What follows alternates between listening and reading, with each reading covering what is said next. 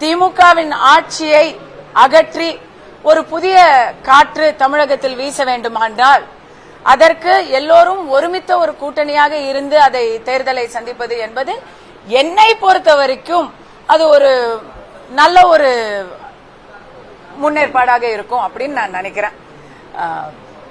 நான் நினைக்கிறத தான் எல்லாரும் நினைக்கணும் அப்படின்லாம் அவசியம் இல்லை. ஆனா நான் இத இன்னைக்கு நம்புறேன், நாளைக்கும் நம்புவேன். இல்ல இன்னைக்கு நாங்க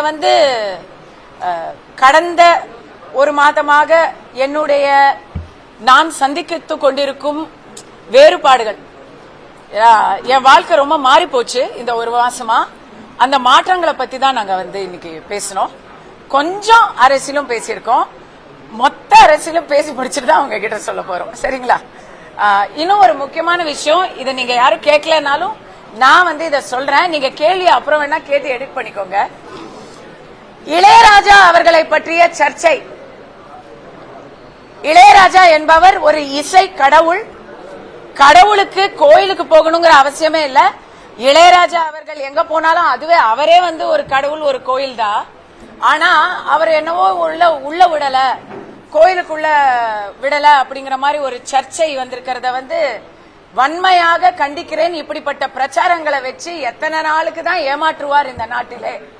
ஏன்னா கருவறைக்குள்ள எந்த ஜாதியுமே போக முடியாது. அது ராஜா சாரா இருந்தாலும் சரி, கஸ்தூரியா இருந்தாலும் சரி, ரங்காசாரா இருந்தாலும் சரி, யாரா இருந்தாலும் கருவறைக்குள்ள போக முடியாது. கருவறைக்குள்ள அர்ச்சகர்கள் மட்டும்தான் போக முடியும். தமிழ்நாட்டை பொறுத்த வரைக்கும் அனைத்து ஜாதியினரும் அர்ச்சகராகலாம். அப்போ அர்ச்சகர்கள் எந்த ஜாதியா இருந்தாலும் போக முடியும். அவர் போக முயற்சியே பண்ணல. இதோ இங்க நில்லுங்க அப்படின்னு சொன்னாங்க, அவர் நின்றார், அவ்வளவுதான். அவருக்கு மரியாதை பண்ணணும், இந்த இடத்துல நில்லுங்கன்னு சொல்றாங்க, அங்க அவர் நிக்கிறாரு. இவ்வளவுதான் நடந்தது. அத இங்க நில்லுங்கன்னு சொல்லிட்டாங்க அப்படின்னு சொன்னதுதான் பிரச்சனையே.